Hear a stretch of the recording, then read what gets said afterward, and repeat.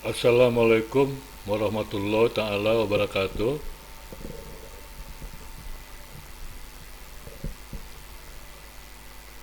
Salam sejahtera buat kita semua. Bapak-bapak, ibu-ibu, saudara-saudara, dan teman-teman ya yang saya cintai serta saya hormati. Pada kesempatan kali ini saya ingin memberikan ya suatu wawasan atau pengetahuan tentang penyakit radang usus ya. Sebenarnya soal radang usus ini pernah saya singgung pada kesempatan yang lalu ya, pada video sebelumnya. Namun untuk kali ini saya khususkan di pembahasan ini biar lebih jelas gitu ya, lebih jelas dan kita lebih mengerti gitu. Dan cara mengatasinya juga ya akan saya uraikan di sini gitu ya. Maksudnya untuk mengatasi secara alami. Baiklah, saya mulai saja ya dengan definisi gitu ya. Radang usus ya itu dikenal dengan istilah latinnya itu inflammatory bowel disease ya, atau IBS. Jadi radang usus ini ya adalah peradangan pada saluran pencernaan ya yang ditandai dengan adanya iritasi ya, iritasi hingga luka. Jadi kalau iritasi itu goresan ya, berbentuk goresan-goresan gitu ya, sampai ke luka benar gitu ya, luka sampai ke sampai dia luka gitu. Radang usus ya dapat menimbulkan gejala ya berupa diare, nyeri perut ya, dan berat badan turun ya.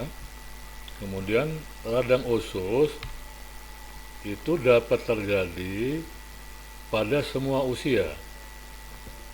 Namun ya radang usus ini lebih sering ya itu terjadi pada usia ya 15 sampai 30 tahun ya. Jadi pada usia produktif ya di sini ya termasuk ya.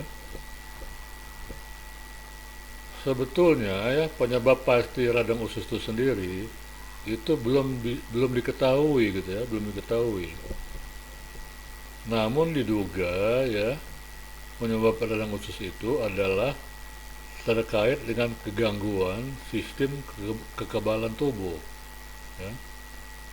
Jadi terganggunya sistem kekebalan tubuh gitu. Kemudian radang usus itu sendiri ya itu atau disebut dengan penyakit inflamasi ya, inflamasi usus gitu maksudnya ya. Itu terdiri dari dua jenis penyakit. Yang pertama yaitu disebut dengan colitis ulceratif. Ya. Kemudian yang kedua disebut dengan Crohn disease. Ya, Crohn disease. Colitis ulceratif ya adalah peradangan kronis pada lapisan terdalam usus besar atau kolon ya. Sedangkan Crohn disease ya merupakan peradangan yang bisa terjadi di seluruh sistem pencernaan mulai dari mulut hingga ke dubur ya. Itu perbedaan dari kedua jenis penyakit radang usus tersebut ya. Kemudian kita masuk pada gejala radang usus ya. Jadi gejala radang usus itu bervariasi gitu, tergantung pada lokasi peradangan pada saluran pencernaan. Kemudian gejalanya tersebut ya itu meliputi antara lain ya nyeri perut atau kram perut, perut kembung ya, diare, selera makan berkurang, berat badan turun, dan BAB berdarah ya, atau berwarna hitam, atau dalam istilah latinnya disebut sebagai hematochezia. Hematochezia ya. Kemudian ya selain daripada usus ya, itu peradangan juga dapat timbul ya di luar sistem pencernaan ya.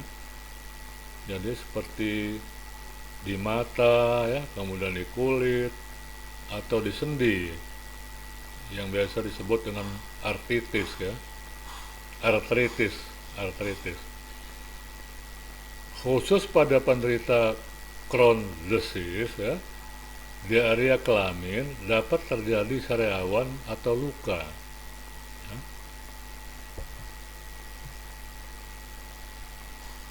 Bak berdarah ya akibat radang usus juga dapat menimbulkan anemia atau kurang darah. Yang keluhannya ya berupa mudah lelah dan badan kita ini pucat ya, muka kita pucat gitu. Itu mengenai gejala radang usus gitu ya. Selanjutnya perlu saya uraikan juga di sini ya, mengenai cara mengobati radang usus secara alami.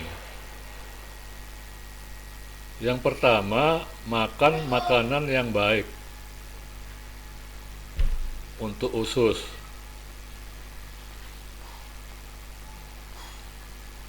Antara lain ya berupa buah segar seperti pisang, melon, atau apel. Ya. Sebetulnya di sini termasuk juga jeruk ya, cuman jeruk saya tidak sarankan gitu ya, karena jeruk itu bisa membuat karena jeruk itu asam ya, bisa membuat kita ini gitu perih gitu ya.